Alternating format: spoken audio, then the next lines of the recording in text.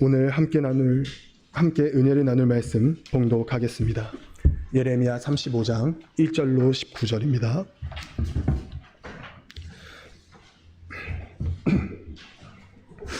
예레미야 35장 1절로 19절입니다.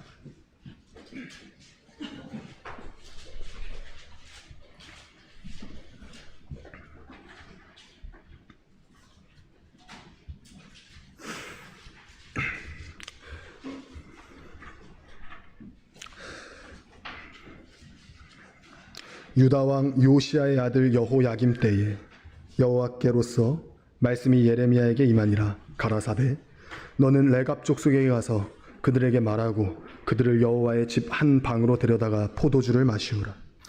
이에 내가 하바 시냐의 손자요 예레미야의 아들인 야하사냐와 그 형제와 그 모든 아들과 레갑 온 족속을 데리고 여호와의 집에 이르러 익다랴의 아들 하나님의 사람 하난의 아들들의 방에 들였는데 그 방은 방백들의 방 곁이요 문을 지키는 살룸의 아들 마아세야의 방 위더라. 내가 레갑 족속들 앞에 포도주가 가득한 사발과 잔을 놓고 마시라 권하매 그들이 가로되 우리는 포도주를 마시지 아니하겠노라.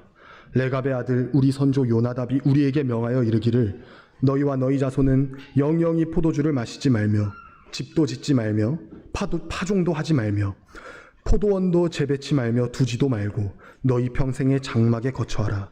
그리하면 너희의 우거하는 땅에서 너희 생명이 길리라 하였으므로 우리가 레갑의 아들 우리 선조 요나답의 우리에게 명한 모든 말에 순종하여 우리와 우리 아내와 자녀가 평생의 포도주를 마시지 아니하며 거처할 집도 짓지 아니하며 포도원이나 밭이나 종자도 두지 아니하고 장막에 거처하여 우리 선조 요나답의 우리에게 명한 대로 다 준행하였노라.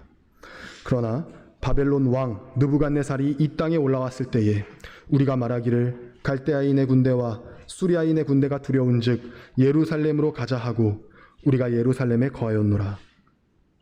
때에 여호와의 말씀이 예레미야에게 임하여 가라사대 만군의 여호와 이스라엘의 하나님이 이같이 말하노라. 너는 가서 유다 사람들과 예루살렘 거민에게 이르기를 여호와의 말씀에 너희가 내 말을 들으며 교훈을 받지 아니하겠느냐. 레갑의 아들 요나답이 그 자손에게 포도주를 마시지 말라 한 그 명령은 실행되도다.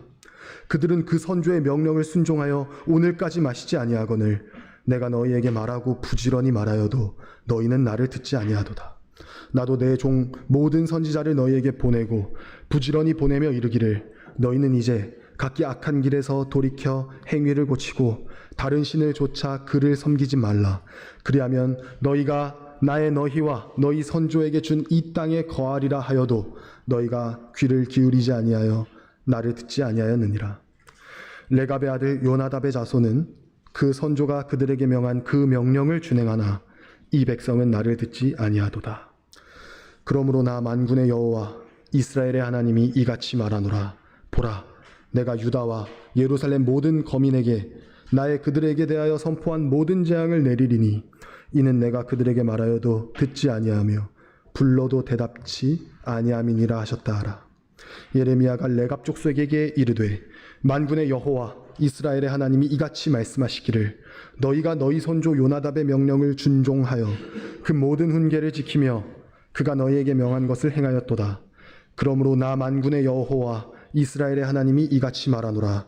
레갑의 아들 요나답에게서 내 앞에 설 사람이 영영이 끊어지지 아니하리라. 아멘. 예레미야는 남유다 왕국 말기에 활동했던 선지자입니다. 그의 별명은 잘 알려진 대로 눈물의 선지자죠. 그가 그렇게 불리는 이유는 그의 사역과 삶 전체가 슬픔과 애통으로 점철되는 그런 것이었기 때문입니다. 그가 선지자로 활동했던 시기는 남유다 왕국이 하나님의 율법을 무시하고 하나님께 거듭 불순종하며 우상 숭배에 빠졌으며 그 모든 죄악 가운데 회개하지 않았던 그런 때였습니다. 하나님의 백성이 이토록 타락하고 완악한 모습을 보면서 예레미야는 애통해했던 겁니다. 뿐만 아니라 그가 하나님께 받은 사명이 무엇이었습니까? 우리가 망할 것이다. 우리는 심판받을 것이다. 하나님이 우리를 심판하신다. 이 메시지를 전하는 것이었습니다. 그 메시지를 전해야 하는 자로서도 슬퍼했고 그 메시지를 전했을 때 백성들이 그것을 귀 기울여 듣지 아니하고 오히려 거짓 선지자들이 전한 메시지, 평안할 것이다 라는 그 거짓 메시지에 귀를 더 기울였던 백성들을 보며 예레미야는 더욱 슬퍼했습니다. 본문 예레미야 35장은 이러한 맥락 가운데 하나님이 보여주시는 시각 자료입니다. 하나님은 예레미야를 레갑 족속이라 하는 한 이방 족속에게 보내시고 그들의 삶의 양식과 태도를 통해서 교훈하고자 하시는 것이죠. 이미 하나님은 예레미야뿐 아니라 수많은 선지자들을 보내셔서 말씀하셨습니다. 회개하고 돌아오라고 하셨습니다. 그러나 끝까지 유다 백성들은 그 말을 듣지 않았습니다. 그런 그들에게 하나님은 이 일을 보여주심으로써 듣지 않고 불순종해온 그들의 모습이 얼마나 완악한 것인지, 그리고 하나님이 진정 자기 백성에게 기대하시는 하나님 나라 백성의 모습은 어떠한 것인지를 알려주시는 것입니다. 본문은 어떻게 시작합니까? 유다 왕 요시야의 아들 여호야김 때에 하나님의 말씀이 예레미야에게 임하였다라고 시작합니다. 이 시기적 배경을 통해서 지금 유다 왕국이 영적인 상태와 외교적 상태가 얼마나 심각한지 알 수 있는데요. 본문은 그냥 유다 왕 여호야김 때에라고 말할 수 있지만 그를 요시야의 아들이라 소개합니다. 이것은 의도적인 표현입니다. 왜냐하면 현재 왕인 여호야김과 그의 아버지 요시야는 아주 대조적이기 때문입니다. 요시야는 하나님을 경외하는 선한 왕이었습니다. 그는 히스기야와 더불어서 남유다 역사상 하나님께 내 자손 다윗과 같이 정직히 행하였다라는 평가를 받는 두 명의 왕 가운데 한 명이었죠. 그는 이전 선대 왕들이 행했던 우상 숭배를 척결했습니다. 그리고 하나님을 경외하여 성전의 낡은 부분을 수리했습니다. 그러다가 발견한 율법책을 읽고 마음을 찢고 회개했습니다. 그리고 그 율법책을 백성들에게 다 들려주고 가르쳤습니다. 이른바 종교개혁을 감행했던 인물이 바로 요시야입니다. 그러나 그의 아들 여호야김은 어떤 왕이었습니까? 그는 자기 아버지와 180도 다른 왕이었습니다. 예레미야 22장에서 그를 평가하는데요. 불의한 왕이다. 탐욕스러운 왕이고 포악한 왕이다라고 평가합니다.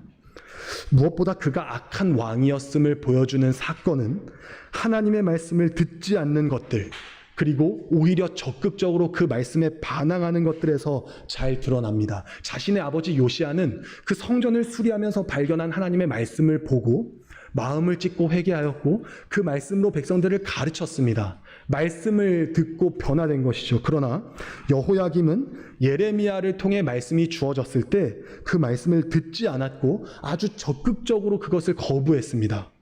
예레미야 36장을 보면 예레미야가 종을 시켜서 이 하나님의 말씀을 두루마리에 기록하고 낭독하게 합니다. 그런데 여호야김은 그게 너무 듣기가 싫어서 그 바룩, 그 예레미야의 종이 그 말씀을 선포할 때마다, 낭독할 때마다 그 두루마리를 찢어서 불에 태워버립니다.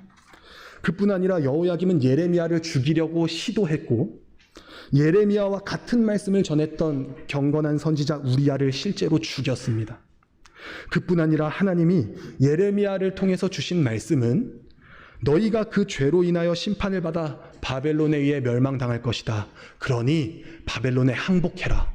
항복하는 것이 나의 뜻이다. 라고 하셨음에도 그 뜻에 순종하지 아니하고 여호야김은 정반대로 바벨론의 반기를 들고 반항합니다. 그리하여 여호야김이 왕이었을 때부터 외부적으로는 바벨론에 의해 침략을 받기 시작하죠. 이처럼 여호야김은 하나님을 경외했던 아버지 요시야와는 전혀 딴판이었습니다. 하나님을 멸시하는 왕이었습니다. 그 왕 아래 통치를 받던 백성들은 어떠했겠습니까? 그 지도자를 따라 똑같이 하나님의 말씀을 거부하고 죄악에 깊이 빠져 있었습니다. 유다 온 백성들도 예레미야 전체의 말씀에 따르면 예레미야가 전하는 경고와 심판의 메시지를 듣지 않았다고 합니다. 종교적으로는 형식주의만 있었다고 합니다. 그러니까 형식적으로는 제사를 드리지만 마음으로는 하나님을 경외하지 않았다는 것이죠. 사회적으로는 불의와 폭력이 가득했습니다. 바알 숭배와 심지어 자녀를 불에 태워 드리는 제사, 몰렉 숭배와 같은 우상 숭배가 이 당시에 있었습니다. 만연했죠. 이러한 배경 가운데 하나님이 예레미야에게 2절에서 다음과 같이 명하십니다. 너는 레갑 족속에게 가서 그들에게 말하고 그들을 여호와의 집 한 방으로 데려다가 포도주를 마시우라. 하나님이 예레미야를 레갑 족속이라는 이방 족속에게 보내시고 그들에게 성전의 한 방으로 인도해서 포도주를 먹게 하라고 명령하시는 겁니다. 다소 이해하기 힘든 명령이죠. 예레미야도 그러했을 겁니다. 예레미야는 그러나 하나님의 명령이기 때문에 순종하여 레갑 족속을 만납니다. 3절을 보니 하바시냐의 손자요 예레미야의 아들, 이 예레미야는 그냥 이름이 같은 다른 사람입니다. 예레미야의 아들인 야아사냐가 레갑 족속의 대표자로 나옵니다. 이 야아사냐와 그의 아버지 예레미야 그리고 할아버지 이 하바시냐에 대해서는 성경이 인적 정보를 밝혀주지 않습니다. 다만 이 야아시냐가 레갑 족속의 대표로 제시될 뿐입니다. 어쨌든 3절은 예레미야가 이 야아시냐와 그의 형제들 그 모든 아들과 레갑 온 족속을 데리고 성전의 한 방으로 인도하였다고 쓰여 있습니다. 그러나 추정컨대 여러분, 레갑 족속 전체를 성전의 한 방으로 부르지는 않았을 겁니다. 그러니까 레갑 족속을 전부 대동한 것이 아니고 대표자들만 인도했을 것입니다. 상식적으로 성전의 한 방에 이방 족속 전부가 들어간다는 것은 무리입니다. 그러나 예레미야가 이렇게 표현하는 것은 레갑 족속이 신실하게 지켜오고 있는 민족의 전통을 레갑 족속의 어느 분파만 지켜오고 있는 것이 아니고 모든 사람들이 다 지키고 있다는 사실을 부각시키기 위한 표현입니다. 4절을 보면 이들이 모인 성전의 한 방이 하나님의 사람 하나님의 아들들의 방이라고 합니다. 이 하나님의 사람이라는 이 수식어는 정말 경건하고 신실한 종들, 모세와 엘리야와 엘리사, 사무엘과 같은 자들만 받았던 호칭입니다. 따라서 하나님은 하나님을 경외하고 섬기는 경건한 종이었을 것이죠. 그런데 성전에 방이 있다는 사실이 좀 생소하게 들릴 수도 있을 것입니다. 성전의 방은 구약 성경에 따르면 이런 용도로 사용되었는데요. 첫 번째는 이 성물을 그리고 11조를 보관하는 그런 창고의 역할을 하기도 했고, 두 번째는 제사장이 준비하는 공간이었고, 세 번째는 레위인과 문지기들의 숙소 및 개인 직무 공간으로 활용되었습니다. 여기서 하나님의 방은 세 번째 목적하는 바 개인 직무실이었습니다. 이 장소를 예레미야가 협조를 구했고 여기로 레갑 족속을 인도한 것입니다. 4절을 자세히 보니 그 방의 위치가 나옵니다. 방백들의 방 곁이요 문을 지키는 살룸의 아들 마아세야의 방 위더라 라고 합니다.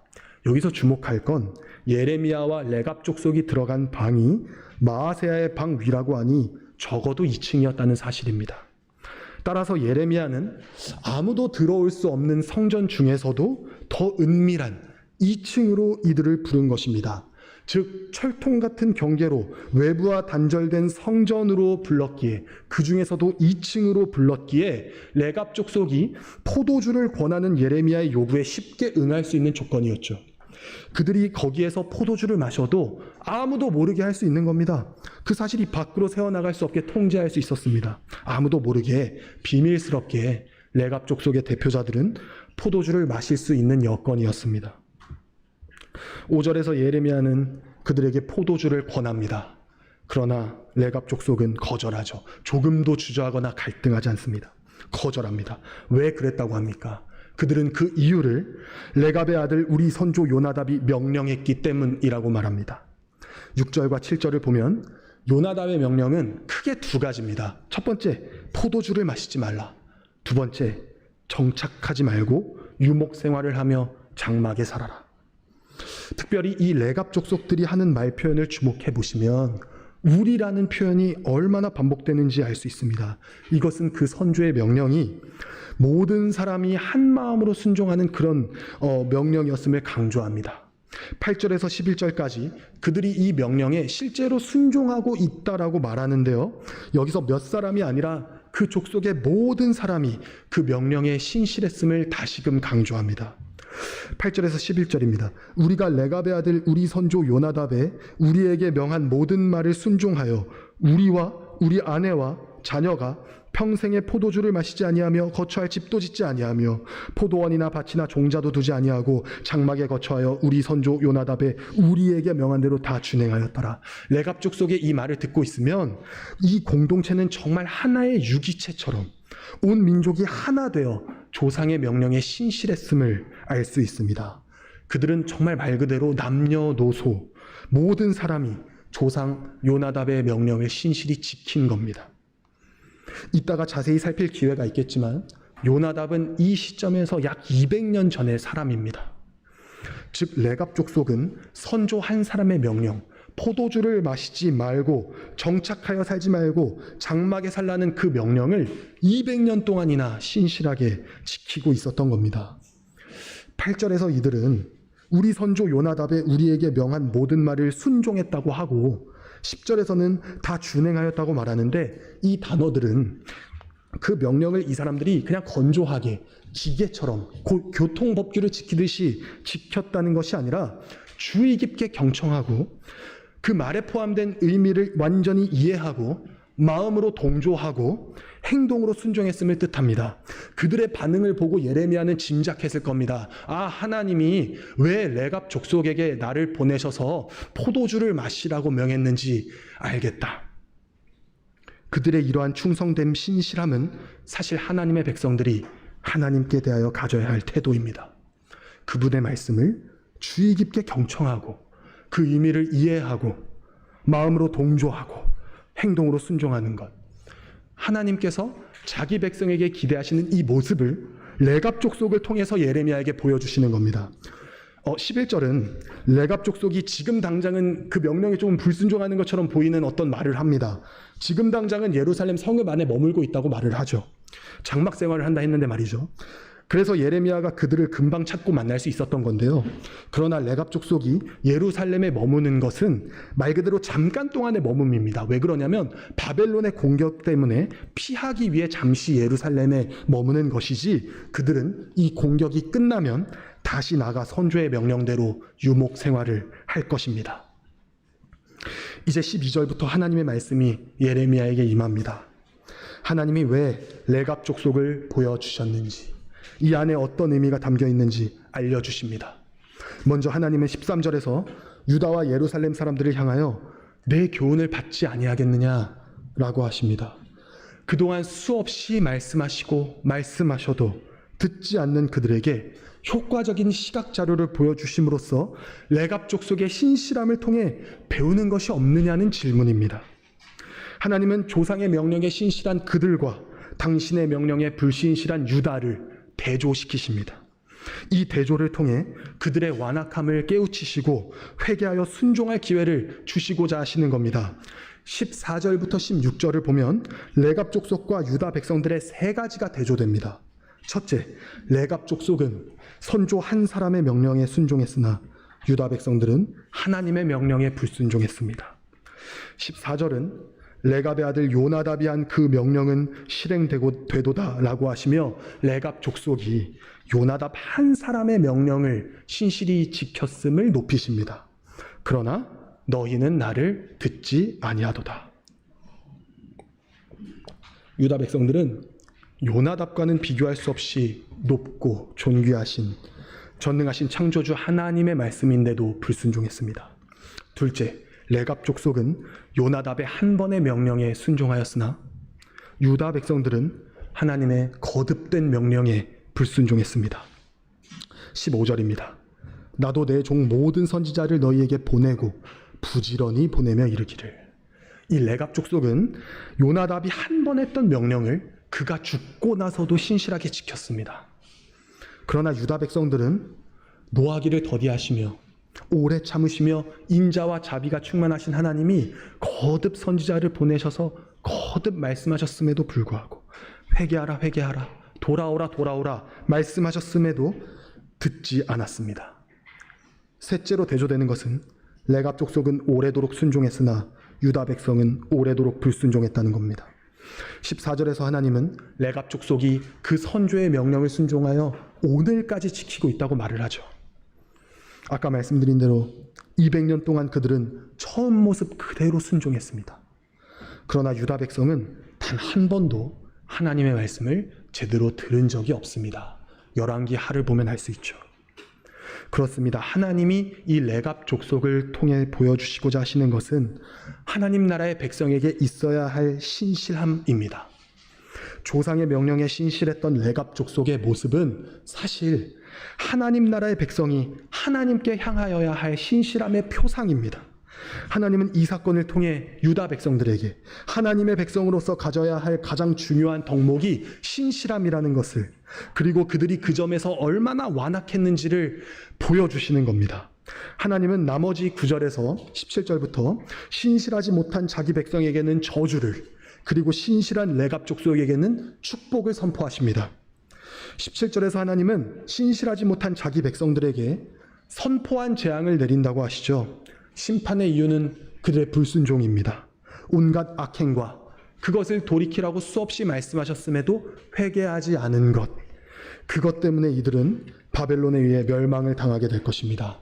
하나님이 이미 선포한 재앙을 내리신다고 하시는데 이것은 가깝게는 예레미야를 비롯한 선지자를 통해서 미리 경고하신 내용이었다, 그것을 뜻합니다. 그리고 멀게는 이미 옛적의 신명기에서 모세를 통해 경고하신 저주를 뜻합니다. 하나님은 그 옛날 모세를 통해서 온 백성에게 이미 이 날이 올 것을 말씀하셨습니다. 내가 만일 내 하나님 여호와의 말씀을 순종하지 아니하여 내가 오늘날 내게 명하는 그 모든 명령과 규례를 지켜 행하지 아니하면 이 모든 저주가 내게 임하고 내게 미칠 것이니, 이 말씀에 따라, 이 하나님의 미리 하신 선포에 따라 불순종하고 완악했던 유다 백성들은 그 심판을 받게 될 것입니다. 그러나 반면에 레갑 족속들은 축복을 받습니다. 축복의 근거는 신실함입니다. 조상의 명령에 순종한 것입니다. 우리는 여기서 하나님이 자기 백성에게 다른 무엇보다 충성됨, 신실함을 기뻐하신다는 것을 깨달아야겠죠. 하나님은 조상의 명령에 순종한 레갑 족속을 축복하시는데 축복의 내용은 그들에게서 내 앞에 설 사람이 영영이 끊어지지 아니하리라 라는 약속입니다.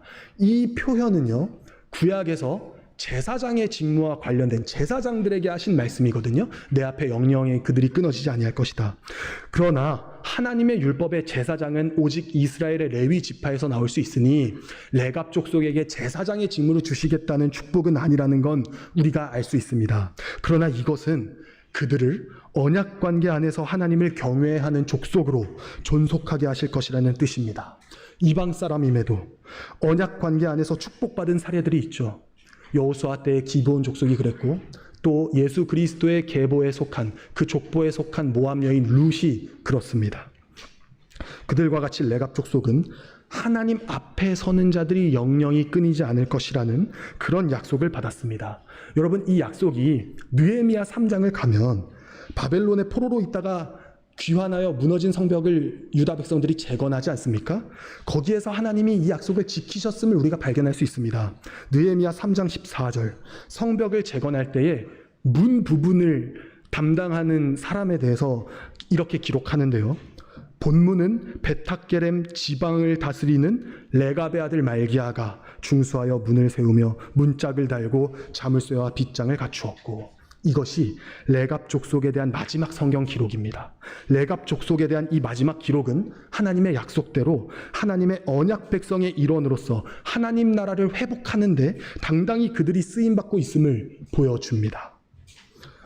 오늘 본문은 우리에게 하나님 나라 백성으로서의 삶의 양식이 어떠해야 하는지를 교훈합니다. 하나님은 레갑 족속의 생활 양식을 인정하셨고 칭찬하셨고 심지어 복을 약속하셨는데, 그것은 이들의 삶과 태도가 하나님 나라의 백성이 본받아야 할 본을 표상하고 있기 때문입니다. 그 첫 번째, 우리가 닮아야 할 그들의 생활 양식은 신실함입니다. 그러나 이 부분에 있어서 예레미야는 단지 우리가 신실해야 한다라는 것을 넘어서서 복음 안에서 더 깊이 생각해야 할 것이 있음을 알게 합니다. 첫째로는 인간의 절망입니다. 하나님께서 자기 백성에게 요구하시는 것은 신실함입니다. 태초에 아담에게 요구하신 것과 마찬가지 온 인류에게 요구하시는 것은 그 하나님의 말씀에 온전히 순종하는 것입니다. 그래서 신실한 자만이 복을 받고 구원받습니다. 하나님의 의를 만족시키기 위해서 인간은 신실하게 순종해야 합니다. 신실하지 못한 자는 저주를 받습니다. 그런데 인간은 결코 하나님의 말씀에 순종할 능력이 없습니다. 인간을 옥죄는 죄가 너무 강력하기 때문이죠. 따라서 예레미야는 하나님이 거듭 말씀해도 인간은 변하지 않는다는 것을 우리에게 똑똑히 보여줍니다. 예레미야는 쉽게 말하면 언약 백성의 멸망을 보여줌으로써 우리에게 절망을 보여줍니다. 우리 안에 해답이 없다는 것이죠. 그러나 또 한편으로 예레미야는 한 가지 약속의 말씀을 들려줍니다. 그리고 거기에서 희망을 보게 하십니다. 예레미야 33장 15절, 다윗에게서 한 의로운 가지가 날 것이다. 그렇습니다. 예레미야는 인간은 절망적이다 라고 말씀하지만 동시에 우리를 대표할 신실한 그리스도를 대망하게 합니다. 다윗에게 한 의로운 가지가 날 것이다. 다윗에게서 난 의로운 가지이신 예수 그리스도를 대망하게 합니다. 예레미야 33장 15절을 보면 다윗에게서 난 그 의로운 가지께서 무엇을 하냐고 하냐면 이 땅에 공의와 정의를 시행한다고 말합니다. 공의와 정의는 하나님이 자기 백성에게 요구하시는 겁니다. 이것을 신실하지 못했던 백성들이 순종하지 못했죠. 오히려 불공정과 악을 끼쳤습니다. 그러나 자기 백성의 구원자로 오실 그리스도께서는 오셔서 하나님의 뜻에 신실하여 공의와 정의를 이루십니다. 이런 모습을 생각해 보면 본문의 신실한 레갑 족속의 그 신실함은 사실 누구의 신실함을 표상하는 것입니까? 자기 백성을 구원하기 위하여 하나님께서 요구하시는 모든 의를 만족시키실 그리스도를 표상합니다. 그분의 신실함을 표상합니다. 조상의 명령에 신실했던 그들처럼, 아니 그들 이상으로 그리스도께서도 끝까지 신실하셨습니다. 그리하여 하나님의 의를 만족시키사 자기 백성을 절망으로부터 희망으로 구원해 내셨습니다. 그렇다면 그리스도께서 신실하시니 우리는, 그분의 백성은 신실하지 않아도 될까요? 아닙니다. 예레미야는 더 나아가서 새 언약의 백성들에 대해서 이렇게 말합니다. 33장 17절, 나 여호와가 이같이 말하노라. 이스라엘 집 위에 앉을 사람이 다윗에게 영영이 끊어지지 않을 것이다.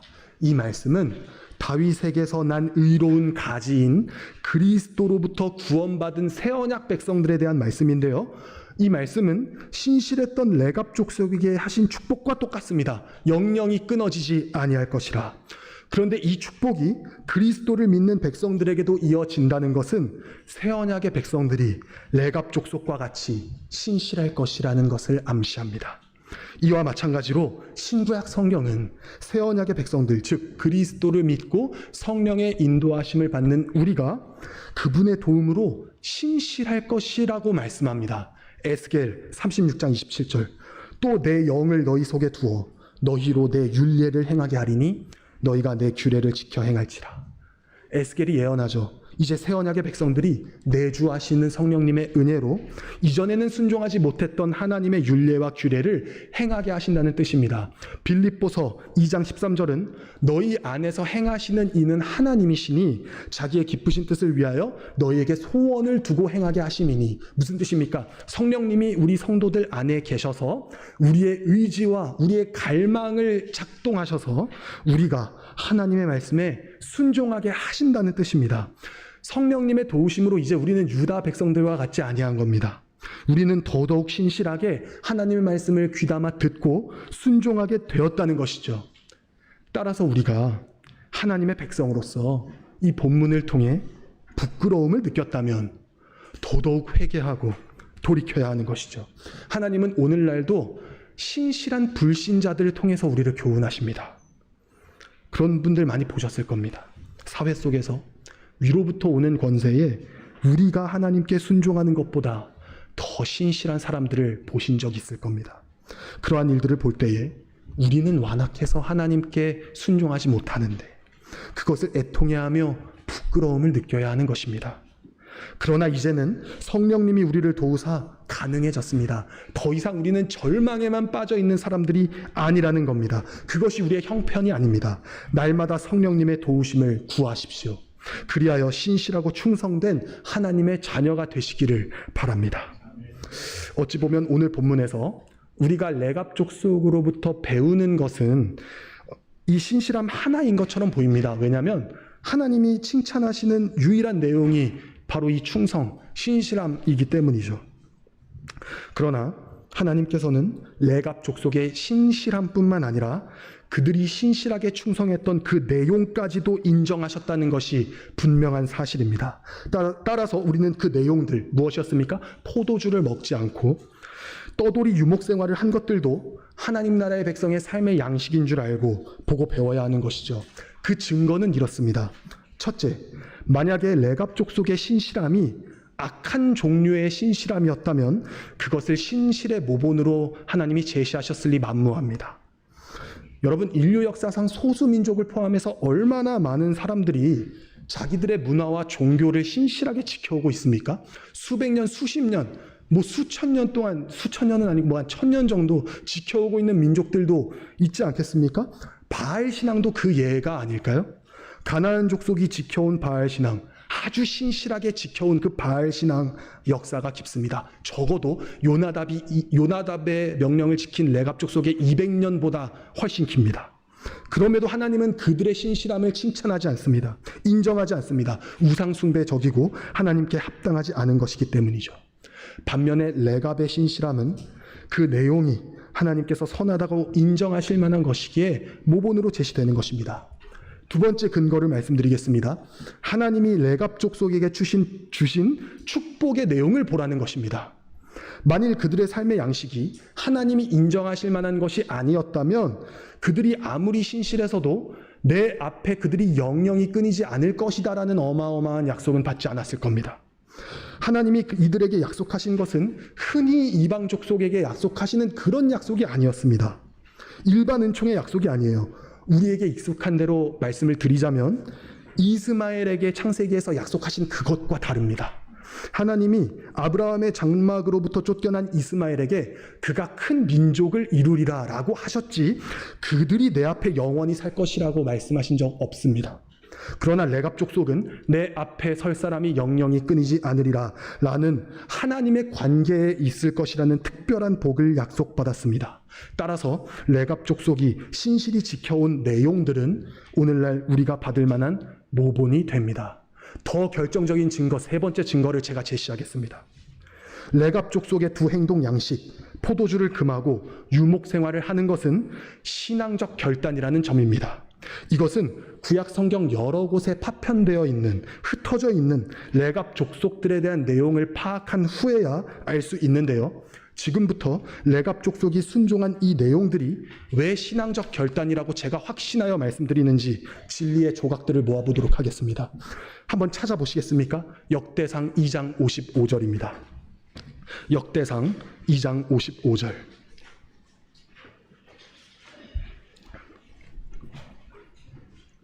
제가 읽어드립니다.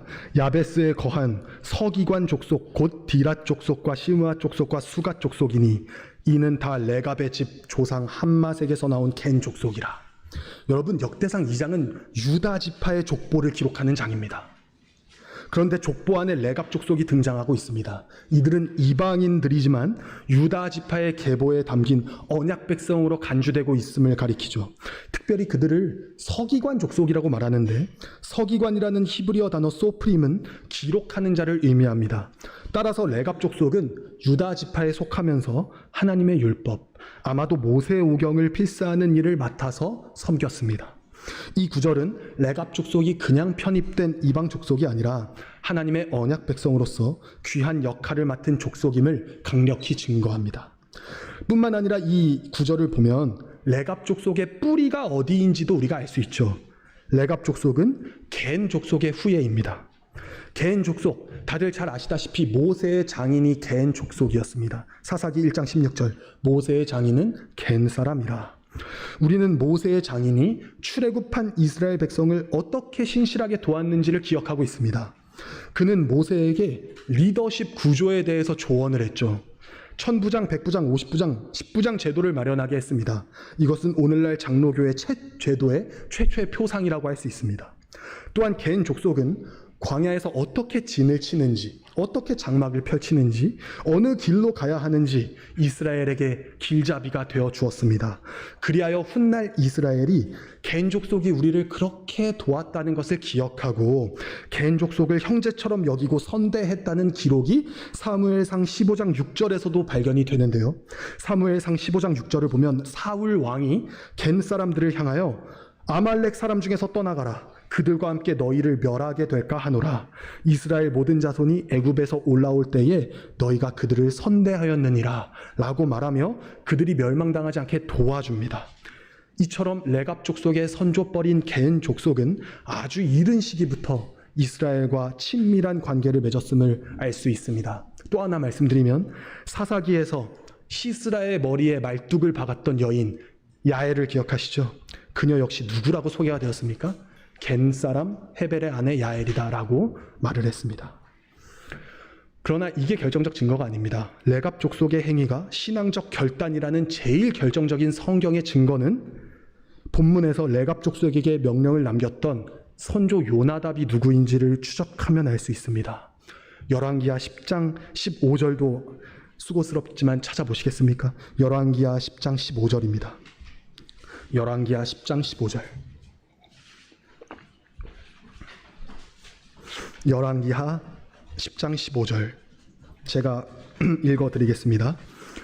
예후가 거기서 떠나가다가 레갑의 아들 여호나답이 맞으러 오는 것을 만난지라. 그 안부를 묻고 가로되 내 마음이 내 마음을 향하여 진실함과 같이 내 마음도 진실하냐. 여호나답이 대답하되 그러하니이다.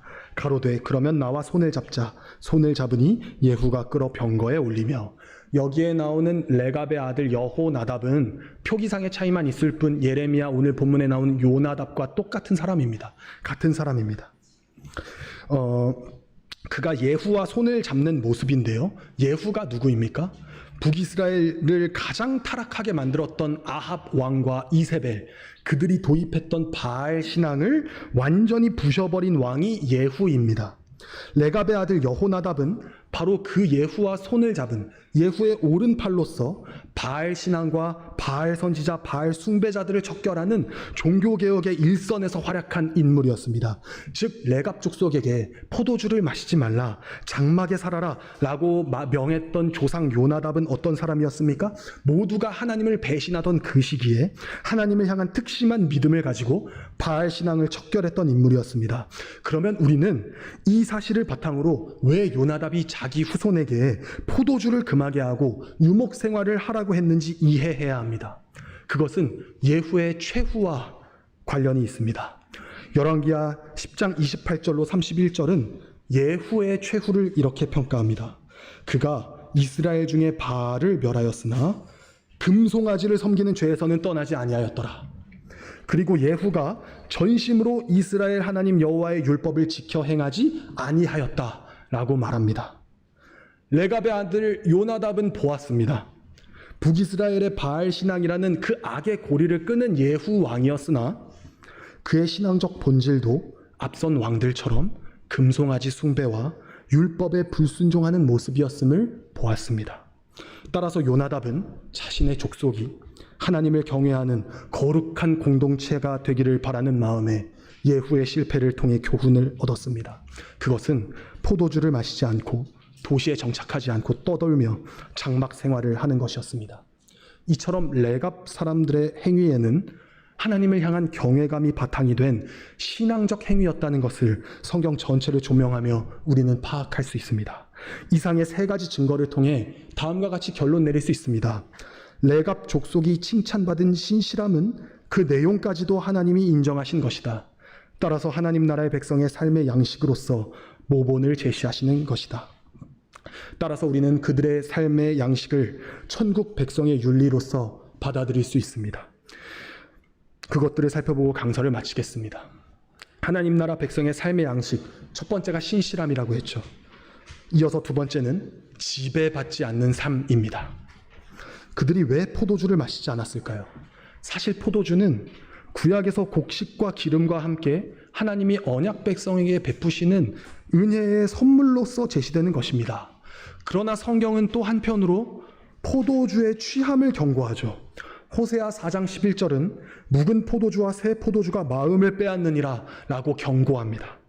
포도주는 하나님의 선물이지만 그것을 절제 없이 마셨을 때 그것에 취하게 되고 그러면서 생기는 죄악들이 있다 경고하시는 것이죠. 요나답이 포도주를 금하게 한 이유도 마찬가지입니다. 예후의 변질을 보았습니다. 그러면서 하나님이 주신 선물은 포도주를 무분별히 남용했을 때 그것이 그 사람을 지배하여 잘못된 판단을 하게 하고 결국은 하나님을 떠나게 했던 것을 보았던 것이죠. 과한 포도주는 사람을 취하게 하고 그 마음을 지배하여 하나님을 떠나게 합니다. 마찬가지로 신약 성경의 교훈 역시 술 취하지 말 것을 거듭 강조합니다. 누가복음 21장 34절에서 예수님이 제자들에게 말세의 때에 대하여 말씀하시기를 방탕함과 술 취함과 생활의 염려로 마음이 둔하여지고 뜻밖의 그날이 덫과 같이 너희에게 임하리라 라고 하셨습니다.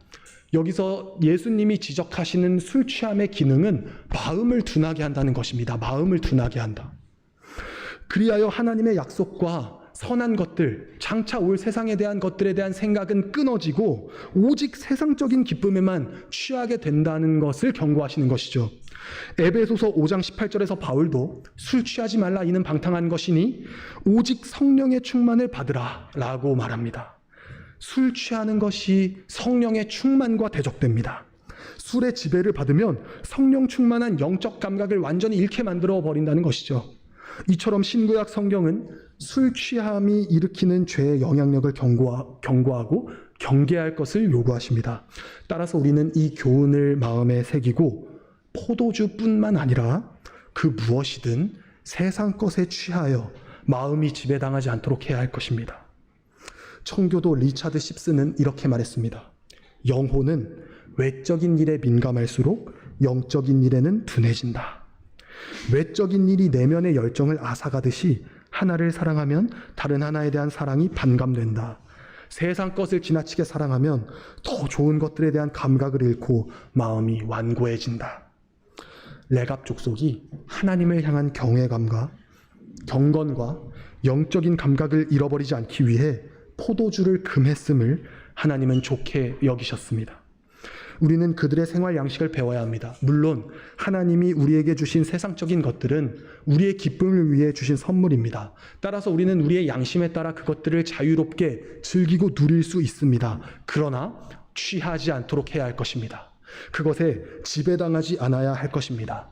주식이나 코인과 같은 그런 것들에 지배된 사람들을 주변에 보신 적 있습니까? 본 적 있습니다. 그들의 마음과 생각은 오롯이 그 숫자에 지배되어 있습니다. 핸드폰을 놓지를 않습니다. 오롯이 숫자가 주는 쾌락 혹은 절망에 매입니다. 만일 그리스도인이 그처럼 세상적인 것에 취하여 지배받는다면 선한 것과 영적인 것을 생각할 겨를이 있겠습니까? 따라서 바울의 교훈을 기억합시다. 우리는 세상의 것에 취하지 말고 성령의 충만을 받아야 합니다. 하나님을 향한 사랑과 말씀에 대한 갈급함이 뜨거운 열정을 갖도록 성령의 지배를 받아야 하는 것이죠. 누구의 지배를 받으시겠습니까? 세상적인 것의 지배를 받으시겠습니까? 성령의 지배를 받으시겠습니까? 교회의 가르침을 잘 듣고 말씀을 꾸준히 읽고 성령의 도우심을 끊임없이 기도로서 간구하는 것, 그것들이 성령 충만의 방편이죠. 그리하여 세상적인 것에 지배받지 않는 것, 이것이 레갑 족속에게서 배우는 하나님 나라의 두 번째 삶의 양식인 줄 알고 순종하시길 바랍니다. 다음으로 본받아야 할 레갑 족속의 삶의 양식은 정착하지 않는 장막 생활이었습니다. 그들은 살집도 짓지 않았고 포도원이나 밭을 갖지도 않았습니다. 그들의 삶은 쉽게 말하면 떠돌이의 삶과 같았습니다. 어디 하나 정착하지 못하고 살았던 것이죠. 그러면 이들에게서 무엇을 배우란 말인가요? 집도 팔고 직장도 그만두고 다 밖으로 나앉자는 것입니까? 그렇지 않습니다. 그런 극단적 방식으로 살아가는 삶을 하나님이 우리에게 요구하신 바가 없습니다. 그러면 이들에게 배워야 할 삶의 양식이 무엇일까요? 집도 사업도 다 팔고 밖으로 나가자는 것이 아니고 나그네와 거류민으로서의 태도를 갖자는 겁니다. 아브라함을 생각해 봅시다. 그는 하나님이 언젠가 주시겠다고 하신 그 땅에 살았으나 어느 한 곳에 정착하여 살지 못하고 평생을 이방 민족들 사이에서 나그네요 거류민으로 살았습니다. 이에 대해서 히브리서 11장 10절은 아브라함이 하나님이 경영하시고 지으실 터가 있는 성을 바랐다라고 말씀합니다.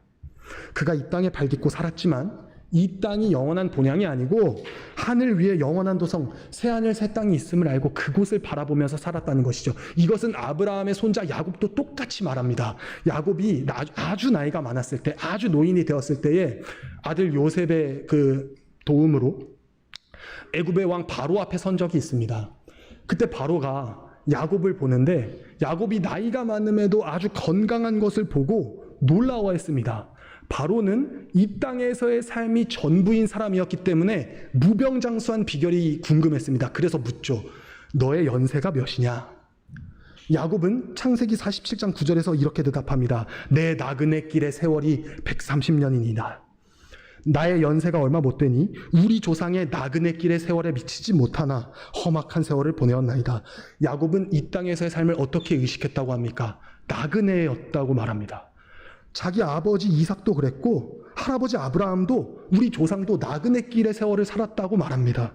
그는 이 땅에서 하나님 나라 백성의 삶이 이와 같이 나그네와 거류민으로서의 삶이구나 깨닫고 의식하며 살았던 겁니다.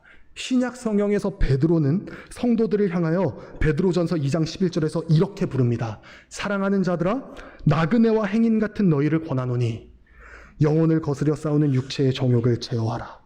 베드로도 우리를 나그네와 행인으로 부릅니다. 따라서 이 땅에서 세상 사람들과 같이 이 세상이 전부인 것처럼 육체의 소욕을 따라 살아가는 것이 아니고 나그네와 행인으로서 장차 올 본향을 바라면서 그렇게 살아가는 것이 너희의 진정한 모습이다 라고 가르치는 것이죠. 그렇습니다. 하나님이 레갑 족속의 삶을 높이신 것은 그들이 이와 같은 나그네와 거류민으로서의 삶을 표상했기 때문입니다. 그러나 안타깝게도 이 땅에서의 삶이 전부인 것처럼 생각하고 살아가는 그리스도인들이 있습니다.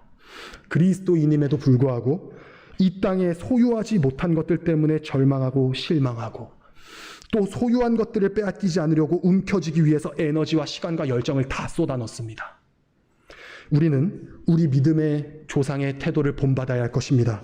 그들은 이 땅에서의 삶이 잠시 머무는 것임을 잊지 않았습니다. 그래서 세상적인 것에 마음과 시간과 에너지와 열정을 쏟는 것이 아니라 하나님과 그분의 나라에 대해서 마음과 시간과 에너지와 열정을 쏟았습니다. 성경적으로 표현하자면 자신의 보물을 이 땅에 쌓은 것이 아니라 하늘에 쌓았던 것입니다.